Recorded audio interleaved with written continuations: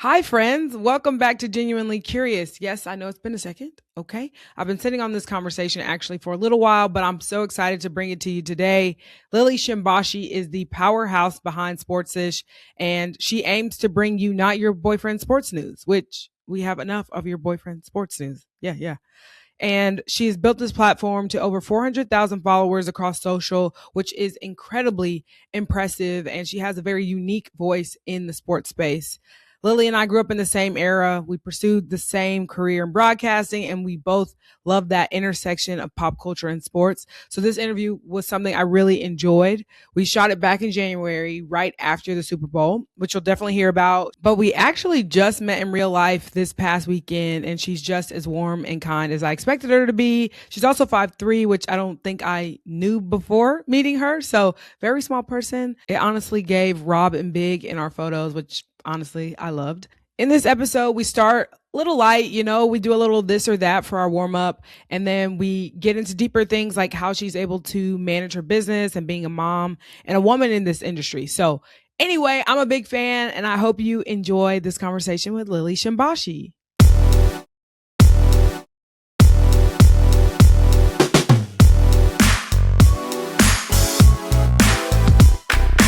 Welcome to the show, Lily. I'm so excited to have you. How are you? I'm so good. I'm so tired, still recovering from Super Bowl 60 week, but so happy to be here. Yes, I'm so excited to hear all about it. I was following your coverage. But before we do that, I love to get into a warm up. We both like to cover sports, and warm up is essential. So let's dive in a little this or that. All right. So TikTok or Instagram? Instagram, true millennial. True millennial. Okay. Weekly drops or binge watching the whole season? I'm binge watching and I'm staying up way too late to do so. I just can't help myself. I have to know. High School Musical or Camp Rock? T for Troy, baby. High School Musical all day. Changed my life. I loved it. I loved 1, 2, and 3. No, I agree. But what is the best one? Because I feel like that's where we start to deviate. No, 1 for sure. Like the core story I think is great. But there are some songs in 2, oh my goodness, that really pierce the heart. And then the third one, when they all come together at the end and they sing a song, I could sing every word if I just Yeah. remembered the melody. Yeah. Every day of our lives, there it is. Yeah. That and 3, like I for sure cried a little bit. Yeah. And there was something about the theatrical release that just made it a little different, cameras a little higher quality, all the things. Okay. Yes. All right. Love Island or The Bachelor? The Bachelor, although the franchise itself has dipped, I will admit that, but nothing tops The Bachelor when it was at its prime. I'd say Yeah. that was like 10 years ago.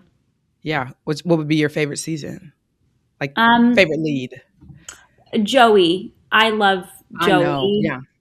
but I love The Bachelorette because we all like to pretend we are the main character and who would we Yeah. choose. And Of so I course. really loved Rachel's season. I thought she was fantastic. That was a long time ago, and like probably 15 years ago.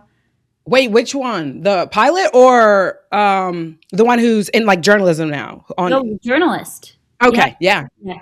I Yeah. loved No, I her love her. season. Yes. She was just like the first one to really tell it how it is. And then the Claire to Tasia season was wild. The only thing that's going to be worse than that, I think, is the next season, if I'm being honest. Yeah, TFP, man. I can't Yeah. imagine what's about to happen. Yeah. It's going to be a hot mess. I'm deciding whether or not I'm watching it. Moving on. One Tree Hill or the OC? Oof, gosh.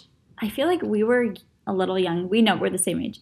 We Yes. were a little young when those came out. And so it was one of those, like, I don't think I was supposed to be watching them. And then I would sneak it at my friends' houses Ah, and okay. watch. But I do I'll say one remember has sports in it, though. So, that's so true. But yeah. Chad Michael Murray got me Yeah. with One Tree Hill. One Tree Hill, Yeah. right? Yeah. Yes. One Tree Hill. Yeah. So I'll go One Tree Hill. Okay, perfect. All right, Laguna Beach or the Hills, which now makes me think maybe you didn't watch it. I Too did. young. I did. That was one Okay. I fully embraced and snuck, by the way. Okay. Laguna Beach every time. I Okay. thought Yeah. the Hills was fine, but Laguna Beach, man, they don't make TV like that anymore. They don't. I do miss it. And again, I think millennials are so nostalgic, but like that really feels like something that was just of its time. Truly. Yeah. Okay, book or show? Show, unfortunately. I Yeah, should read same. more, but I don't. All right, concert or TV show? TV show, I'm unfortunately like I feel like all my live experiences are sports events. So I don't Yeah. go to a lot of concerts. But you know what was my first concert was High School Musical Live.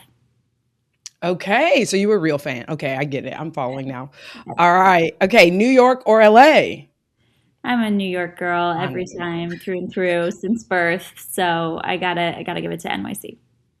Okay, magazines or podcasts, even though magazines Hmm. are a dying medium. Are, but like really loved them growing up. Like I had a subscription to like 17 Yeah. magazine. And when those came in the mail, it was a good day. But I've embraced the podcast life. I listen to podcasts every day. So, and we're on a podcast right now. So I'm going to say podcast. Exactly. Thank you for that. All right, pop culture or sports? That's our last one. Woo. Toughest one. I'm going to say Sportsish because that combines. Oh, fine. Fine. And of course, yeah, we love that here. Love a pop culture sports crossover. So, so glad to have you.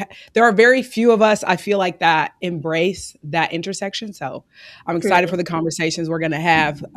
You've had a crazy couple of weeks, big Yes. announcements, and I'd love to talk about some of those. But before we get to that, I do want to hear about your experience at the Bonito Bowl.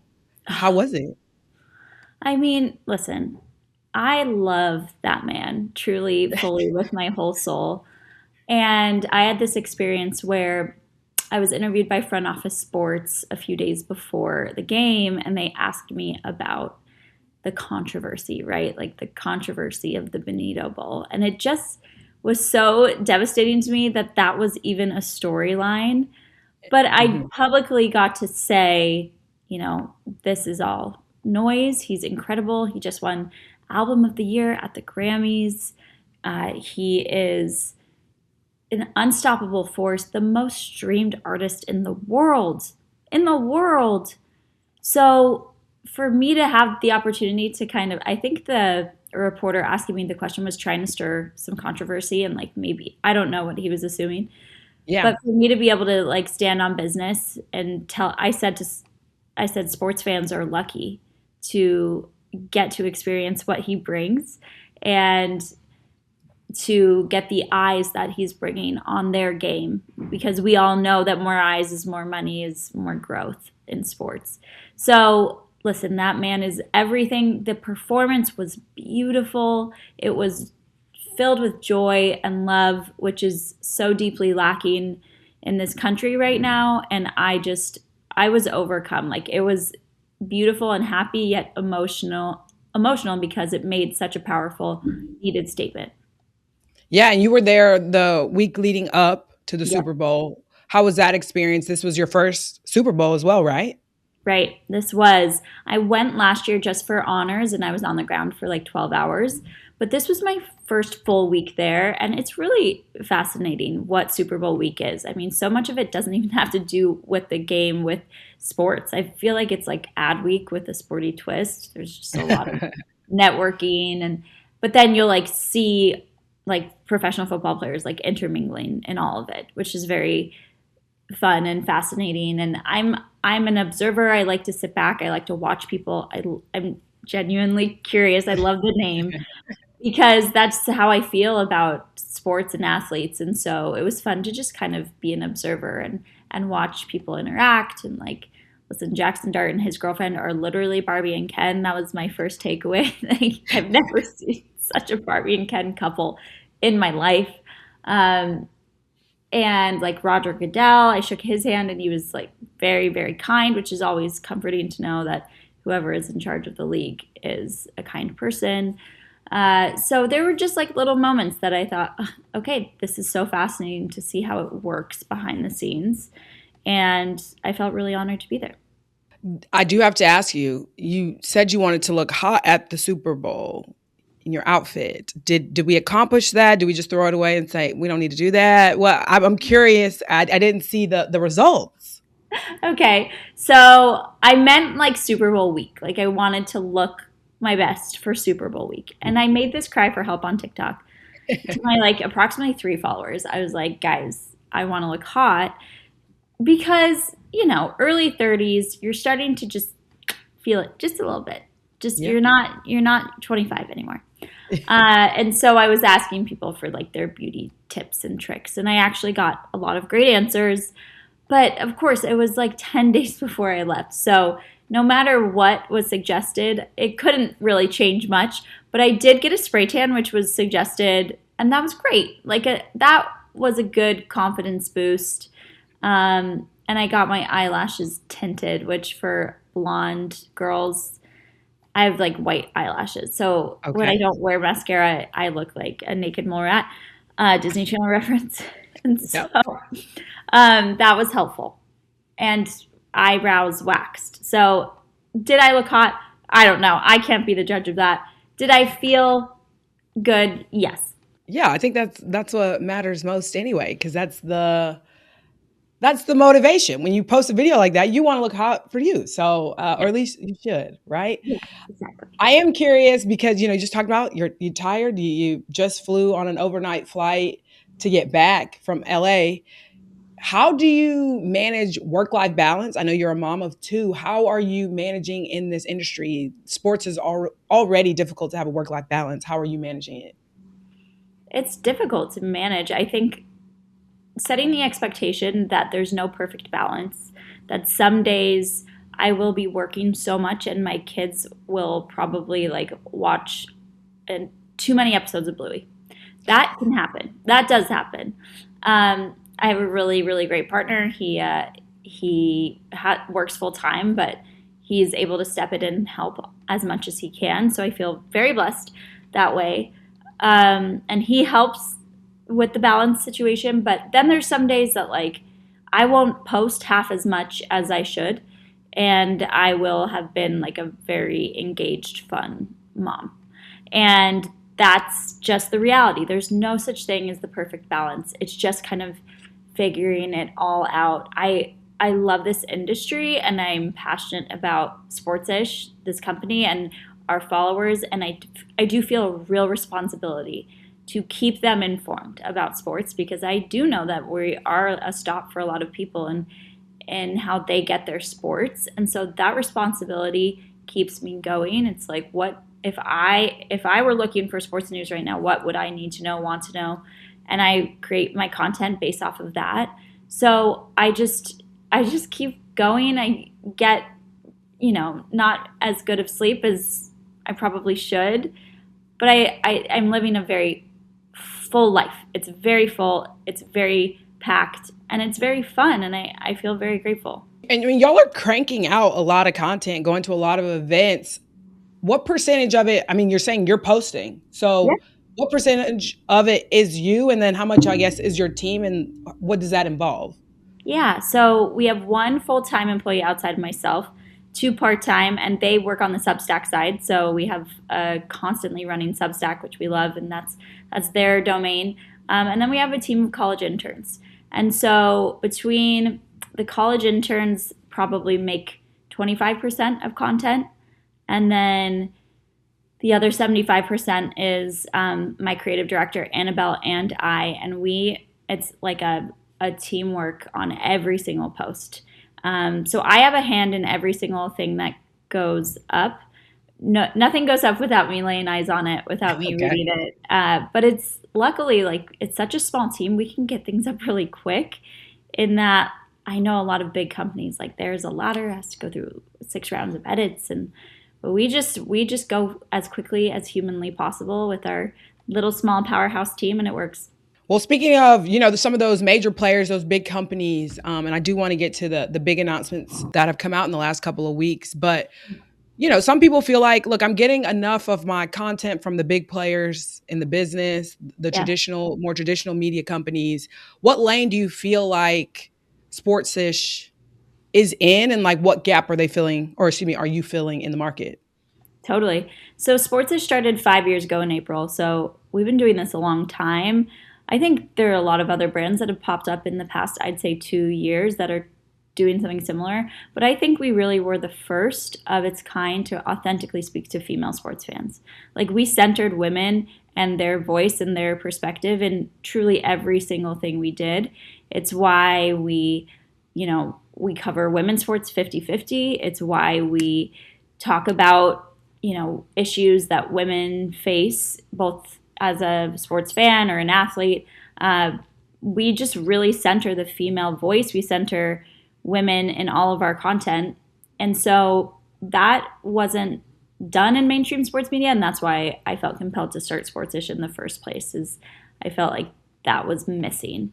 So Sportsish brings a really fresh, fun perspective. We call it Not Your Boyfriend's Sports News, and I really fully mean that.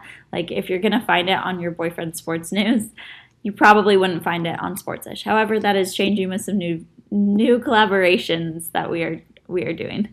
Yes. One of your selling points is storylines over stat lines. Are there moments that stick out for you where stat lines were a deterrent for you as a fan of sport? Yeah, of course. I think sometimes it's a one-upping game when people are talking about sports and they're trying to prove their knowledge and they're dropping like 70s NBA stats. And Yeah. It's like, okay, bro, amazing. I don't care. Simply put, I don't care. And the game has changed immensely. These athletes are as famous as celebrities are. And so getting to know them and their story is really powerful in bringing new fans to the game. Over it, if you're going to talk about, LeBron's stat line over the past, 5 years, I don't think there's a lot of new people who would care to follow him after hearing his stats. But if you're going to talk about what LeBron, let's just say his and Savannah's love story, right? We know they've been together since high school. And him becoming the first NBA player to play with his son. Like, those are storylines. And I guarantee you that gets more people interested in the game than his stat sheet every single time. The same can be said with any athlete. So I think telling stories is not just helpful for current fans who like to get to know the players, but it's helpful to bring in new eyes, because when we know about someone, generally, if it's a good person, we do want to cheer for them. Yeah, no, I've been on this soapbox for years.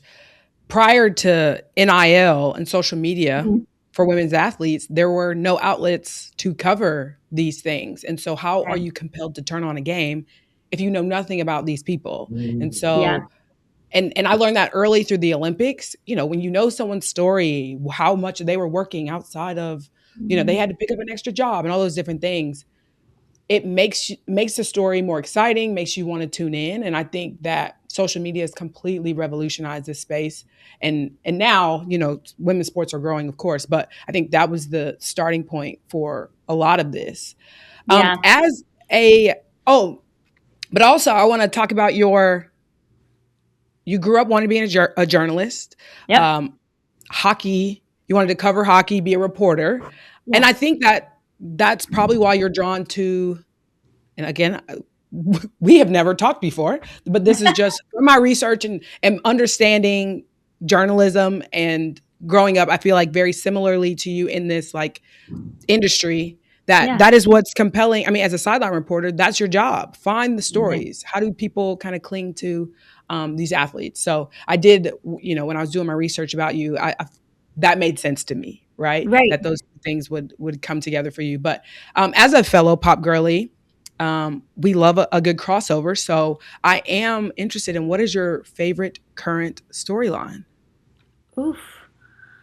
Well, the Super Bowl is always top of mind. So I think, since it just happened, I like the Sam Darnold.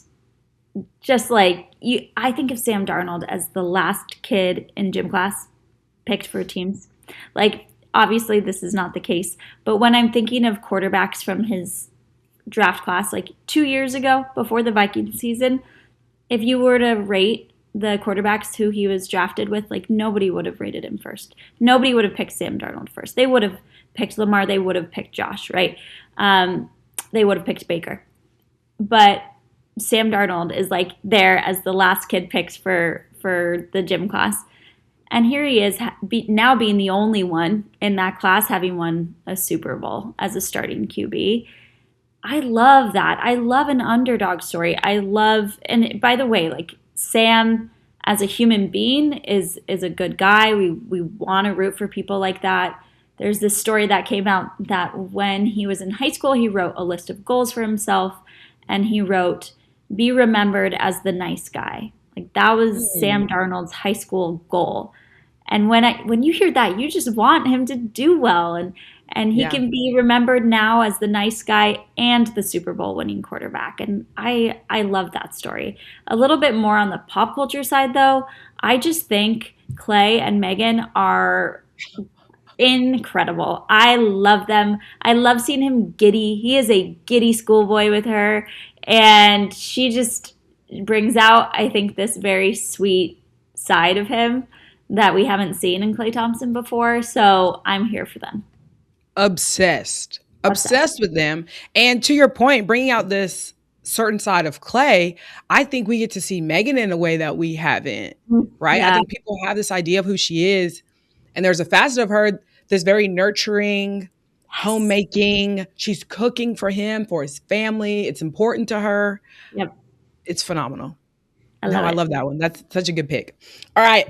Your father was a pro sports executive, so you grew up around sports. Do you remember your first sports memory? I probably have two. My first one was a New York Liberty game, funny enough. I just remember, I feel like I went to Knicks and Rangers games all the time, but the Liberty came to the Garden, I believe it was 1998, and so it was like, oh, the girls are playing. I was very, very young, but I remember like the girls are playing. This is so cool. And my dad didn't bring, this was like the first opening game. He brought my sister and I, my older sister. She's a lot older than me. She's 13 years older than me. And we're a big family, 4 brothers. They all stayed home. And they eventually came to Liberty games. But I remember it being like a moment with like my dad, my sister, and me, and the girls are playing, and wow, that's cool, and we haven't seen this before. And after the game, I remember meeting Rebecca Lobo and just being like, this is so cool. Like the girls are playing, and being kind of just struck by that, even at such a young age. And I think that really shaped into me becoming such a fan of women's sports. And then I have a memory of a Rangers game where a fan got in a fight with the beer guy, and I was genuinely 5 and just like remember sobbing my eyes out like, wow, what is this crazy culture that we are in? Like, why are people punching each other? And then like people were punching each other on the ice, and I was like, this is so crazy. Come to find out, I'm like the biggest fan of a hockey fight now, but it's just permeated in my brain. Okay, I love that. I'm more on the women's sports side, just so you know. So even when you were talking about football, I was like, yeah, okay. I got you. I'll help you with both. Don't know who that guy is, but so happy for him. He just won the Super Bowl. Well, I gathered that, but my thought was, okay, I'm more compelled to watch him now, though knowing he's the underdog, and that's the point. Yeah, completely, 100%. Yeah. So you talk about the New York Liberty, and I'm curious how you've seen women's sports change through the years. I mean, obviously you had a front row seat to the building blocks of the W. Right. Well, that's what's crazy about the W. The W was it when it started, like very, very large fan base. And obviously we saw this dip in like, I don't know, the early 2000s, more like the mid 2000s. Where the attendance was lower. And so it was like this. And then all of a sudden in the past, I'd say 3 to 5, we're seeing this again. And that's really meaningful to someone who was there at the beginning and as someone who really does love women's sports. But what you said is so powerful. It has been previously a really bad cycle. It has been no media coverage equals people not knowing who these women are, equals them people not watching and not tuning in. And that falls on the media. When 9% of media coverage is for women's sports, that's a problem. And that they are, and as someone in the media, like I will admit it, they are perpetuating this really, really bad cycle. I set out to change that with 50-50 coverage, but I'm not perfect. There's definitely more stories I could cover. So I think the success of women's sports really, really has something to do with coverage in the media.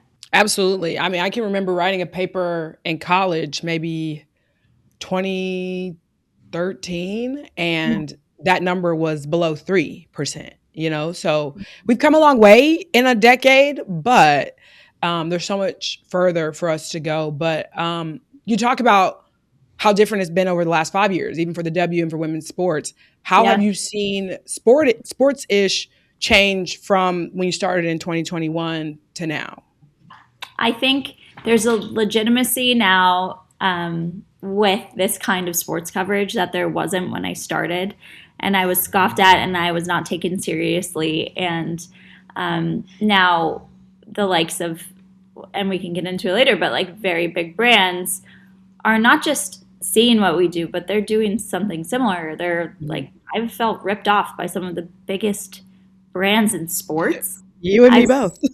right, and I've seen it like with my own eyes, and that's shocking to me as someone who really felt counted out, just like ignored when I first started. But what they were able to see is it works. Like slowly, I built up this following of 400,000 people over across socials, and that's pretty powerful in terms of a demographic that hadn't been spoken to or catered to before. Yep. So I just think finally people are taking me seriously after a very, very long time. Yeah, no, absolutely. And obviously when people are late, there's something vindicating about it. But there's also something really annoying about, people taking up space Yeah. with a name. Actually, we're not going to get on that soapbox. We're going to keep moving. But we'll do it offline. We'll do it offline. But that growth is evident. I think it's evident in the partnerships that you're talking about recently for Sportsish. You have a investment from Together and a partnership with ESPN. How will that impact your company and the content that you make moving forward? Together is everything. They are such an incredible brand. And so now we are sister companies with them, which means we are creating content together, ironically enough, that word. And we're focusing on long form content with them, right? So more series based YouTube shows. And that is something we kind of teased at the Super Bowl. We did something called the Bestie Bowl, which was a kind of like experience where I went out to find an NFL player, like a bestie in the league, after interviewing a bunch of other players, and like I played like a matchmaker. Mm-hmm. And then we're working on a few other long form shows with Together. But then it's also as simple as like posting together, collaborative posts together on social, which is meaningful, impactful. They have a large audience, they have a lot of eyes, and a lot of legitimacy and credibility. So that one was really meaningful to me, to have a company say, we're not just wanting to work with you, but we're investing in you and we want to be long-term partners with you. You are our sister company. That's really, really meaningful and special to me. So that's a big partnership. And I don't feel like it changes who we are at our core at all. I think our ethos is aligned with Together, and that's a blessing. ESPN is obviously very different. They're completely different than what we have previously done.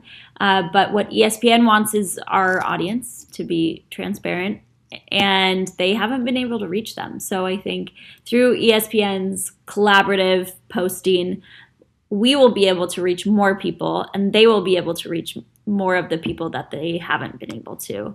And that will look like on the ground at events where I'm doing real-time coverage, but it will also be some editorial collaborative posts. So like, for example, with ESPN, we did a Spotted at the Super Bowl, which was just a list of celebrities essentially who were at the Super Bowl. Yeah. So it's just about expanding our reach, and we're really excited about both. One of the crossovers we have is we were both in the ESPN Creator Network, Yes. and we both got to cover the ESPYs. So Yes. I love that we were both, again, same niche, different class and all that, but got a Yeah. similar experience. So I love that. Okay, I have rapid fire questions before we start to kind of wrap up. Okay. And so we'll try to keep them tight. Okay. Okay. So what is the best event you've ever covered? Mm. Or your favorite, I guess. The ESPYs. Okay. Are you covering this year? No, not that. Well, I don't know. I mean, To be determined. ESPN, get it together. Yeah, Yes. right. Okay. Hopefully, All right. hopefully, Yeah. Okay. Your dream event. the Met Gala. Oh, I would love that for you. Oh, I'd be all over that coverage. Okay. Your favorite pop culture crossover moment. So we did talk about it a little bit. So maybe it's your second one. Mm. Okay, this one doesn't have to be current either. Like ever? Ever. Listen, I understand. I understand not everyone is behind this. I know where you're going. I'm sorry. I have to. It really changed the game for me. September 23rd, 2023, Taylor Swift showed up to a Kansas City Chiefs game. And the next week, 1 million new teenage girls watched a football game. New eyes. Never watched a football game. That is crazy. Okay. That's crazy. Okay. That's you've got some juice, like if you can do that. So I get it. I get it. Okay. What is your favorite sport? My favorite sport to watch is hockey. To cover is football. All right. Your favorite Olympic sport event? We're in the middle of the Winter Olympics. Figure skating. So beautiful. Yeah. Some of it. The rhythmic to some of those songs, I was like, can we move on, please? It's very interesting. But yeah, I think like the traditional figure skating is really beautiful. Yes. Through my research, I realized you've seen Russell Westbrook naked. Have you seen anybody else naked in the last 4 years, maybe since that episode? No other professional athletes. Okay. Okay, great. All right. I also know that you had a big meeting. You spilled some foundation on your pants. Were you ever able to get that out? It's faded, but I still have the jeans, and there's still a little stain there. And by the way, that meeting, I probably could say who it was with. We can offline about that. Very, very big brand in this space. Not anyone I'm currently working with. No, not in this space. Very big brand in the world. Okay. It did not go well, and it honestly is probably the reason why that deal never went through. Because you're just holding your bag over the pants. Yeah, exactly. I love that. Okay. This is an important question, might be the most important of the episode right now. And I need you to take it seriously. Okay. I know that you recently went to Japan. Yes. Okay. You live in New York, which I assume you've gone to this restaurant before in New York. The Ichiran Ramen in New York. Okay. Is it the same in Japan or better? It's better in Japan. Okay. I mean, like, listen. I mean, what are we talking? Like levels ahead? The taste, of course, like is similar, familiar. Yes, I've had this before, but in New York, it's almost like it's a bit watered down. Oh my gosh! And the texture of the noodles is maybe not as good as Japan. But also, you should know, like when you're in Japan, like you're in it and you're like vibing with the ramen in Japan, and so maybe that is, I don't know. This swaying me, but you must go to Japan to eat the ramen. So I have been to Japan long time ago. Okay. I have not been as an adult. And I'm telling you, I will hop on a flight right now to have Ichiran in New York. Okay. So the idea that it is better in Japan is just something I don't think my brain can kind of handle right now. But I had to ask. You got to go. Oh, okay. Well, then I'll have to report back and tell you how I personally felt about it. Okay. What is your favorite musical, Broadway musical? Ragtime.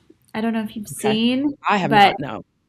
You must come. It's so good. It's Yeah. so incredible. And really, I could go on a rant and I won't, but it's just very prevalent to what's happening in our country right now. But it's about the turning of the 20th century. So that's actually nuts that the same Okay. issues then are still in our country today. History cycles. Okay. But speaking of musicals, because I see Aaliyah Fonshell, I think Yes. we mutually know her, consistently talking about Broadway shows and how sports girlies love it. I've seen Coach Jackie talk about musicals. She was a theater Yes. kid. I see you posting about musicals, Broadway shows. I think we have to make a brand trip out of this. So you have the big partners. Okay. You make this happen All right. together. ESPN. I don't know who has to get in on this, but Right. you have the juice to make it happen, and I need to be there. Okay. I love it. Okay, perfect. I will. I'm trying to think of how to pitch this. Like, this is important for research because Yeah. blank. There's a crossover in fan bases. There Like, needs to be a Broadway show about sports. fine. Well, That's so we like have to wait around? Do we have to write it? we know we might. We could probably figure out that like there's Yeah. probably some baseball scene in some play that we could. There's something. Okay. We'll figure it out. I got Yes, you. we will. Okay. Again, young sideline reporter. We've both been in the business. I'm sure you've had some sort of meltdown. Is there one you can think of? A broadcasting meltdown that sticks out in your mind? Ooh, yes. So I had kids decently young. I had my first at 26 and my second at 29. And I started Sportsish in between those two. And I was doing a radio interview about Sportsish. And they had, when you get an opportunity, you just accept it no matter what. I'm a yes girl through and through. Yeah. And this was when my baby was maybe like a year old, and that means my older was probably 4. And so I said yes to the interview, and it was on the phone. And so I just like, I live in a 1-bedroom. We've made it a 2. We put a wall up, but 1-bedroom apartment in New York City. So like, you can't hide. You're always like with each other all the time. And so my kids were in the living room and I went into the bedroom and shut the door. I turned on a show for them. And like, yes, I understand that a 4-year-old and 1-year-old should not be unsupervised, but I was fully so close to them I could hear anything happen. So the 1-year-old starts crying mid-interview, and the 4-year-old, my sweet, sweet son, George, is trying to get into the room for me to come help. And I'm like, I can't, like, just, it's okay, just like deal with it for now. But I'm trying to talk. Yeah. Like, you got it, dude. I'm like also trying to talk about whatever the hell was going on in sports. I don't remember. And so then he's so sad about me telling him to go away because we're just so close. And I'm like, go away. Like, and he's never experienced that in his life. I'm never like, get out of here. But I was telling him, like, please, like, just give me a second. And so then he starts crying, sobbing actually. So you have the 1-year-old sobbing and the 4-year-old sobbing. And the radio show was like, do you need to go? We are live on air. And I'm like, you know what? Yes. Thank you for your time. Like, totally hang up. I don't know whatever happened to that segment or if it's anywhere on the internet, but it was so bad and mortifying. So then I'm crying after and like the 3 of us are just like sitting there holding each other sobbing. Like, what even is going on? The kids are like, the kids are like, why is mom crying? It was sad. oh. So your partner is Canadian. Your husband is Canadian. Now, I did come across a video which really did feel like propaganda about dating a Canadian man. Yeah. And I will say there was a little shade at the end about Justin Bieber, maybe not Justin Bieber, because you're saying they're speak a little French, they play a little hockey, they're good looking, they're sensitive. I just want to know, and I want to give you the platform to say whether or not you take that back. I do take it back. So that was recorded, let's see, I don't know, what, 8 months ago? I don't remember. But do you remember, like, Justin was in a this was before the new album. He was in a Okay. bad place. Yeah. He had just posted, actually, like literally just posted that caption about how he had told Haley she was never going to be on the cover of Vogue. Oh, Do you okay. remember this? This makes sense. Okay. It was like that week. He had Yeah. just said like, well, like I told Haley she'd never be on the cover of Vogue, and here she is, and we're all like, What? what? You Like couldn't that's have so pulled that out of mean. me.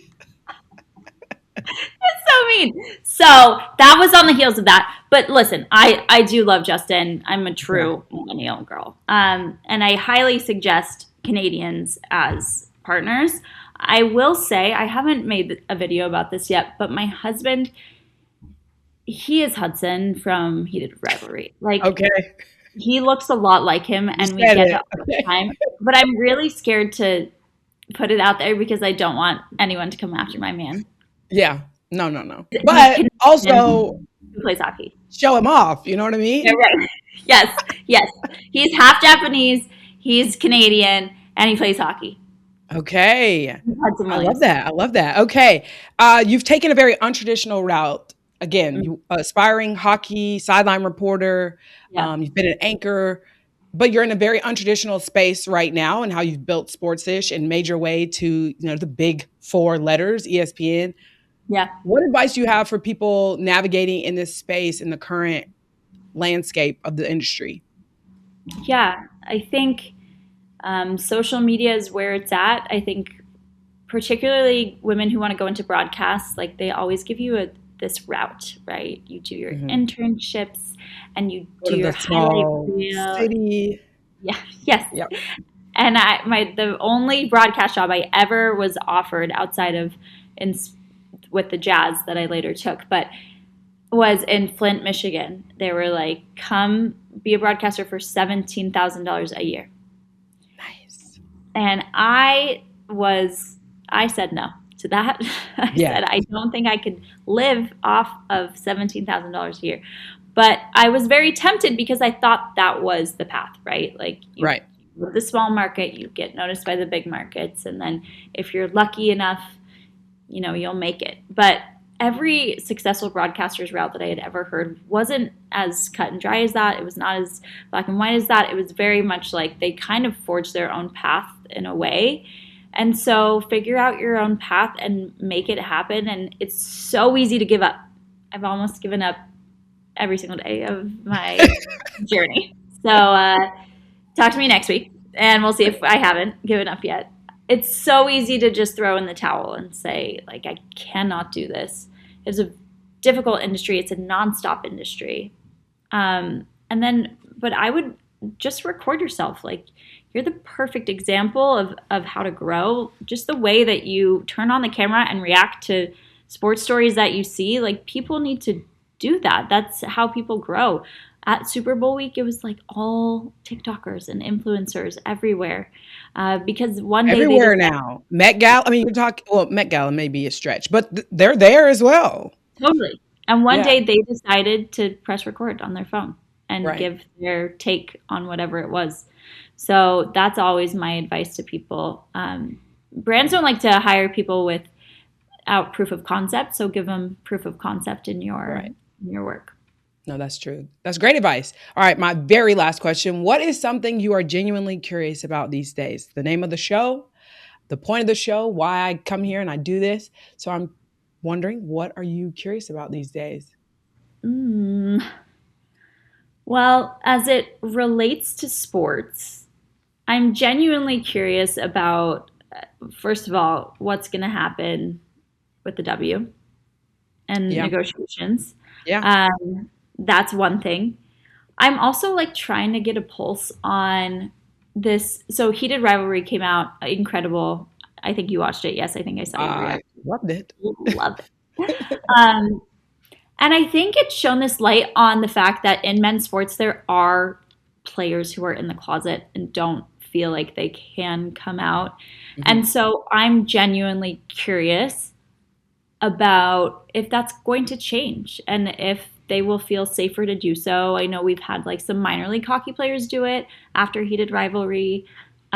We've had a player in the NFL come out and then he left the league. I mean, there's like a few, right? Right. But within men's sports, statistically, there has to be more.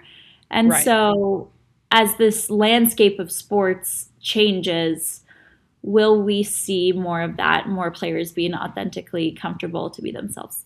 Yeah. And in the meantime, we will run to the PWHL where Mm, inclusivity is a hallmark, which totally. Yes. I've never watched the PWHL. Oh, well, I mean, I have recently, but prior Yeah. to the rivalry. And so Right. I think it's doing great things for them as well. Fans are coming out to watch and they're finding a new fan base as well. Yeah. Well, and I Yeah. think women's sports continue to be the shining example of Yeah. how to be authentic and be yourself and accept your teammates. And so maybe if men's sports could just take a No. little Oh, beat. so much misogyny. It's just so overwhelming. I know, but that's what I mean. Like, I'm genuinely curious if that's Yeah. going to improve. Yeah. No, of course. We certainly hope so. We hope I so. think there's always got to be a spark. And it was taboo in the 90s for players to come out in the W's. I mean, I'm thinking of when Sue Bird came out, that had to be like 2010 era of time. That's Yeah. not that long ago, you know? Right. So even in women's sports, we've come a long way, Yeah. certainly. And women having control of their voice has helped, and not having the pressure of, I guess, the dollars and the money as much. Yeah. Once you realize no one's gonna pay anyway, you know, you're like, Yeah. what? I What know is there? it's so true. And it's probably scary for to know like social media is just so front facing and like people will react in real time to you and Yeah, but I always say women are not afraid to speak out more. For example, after like Minnesota, right? We saw yeah, our female athletes speaking out way more than we did our male athletes. mhm, And it's like because they've seen all that shit. Sorry yeah. to swear on the pod, We but say whatever we want here. great, great.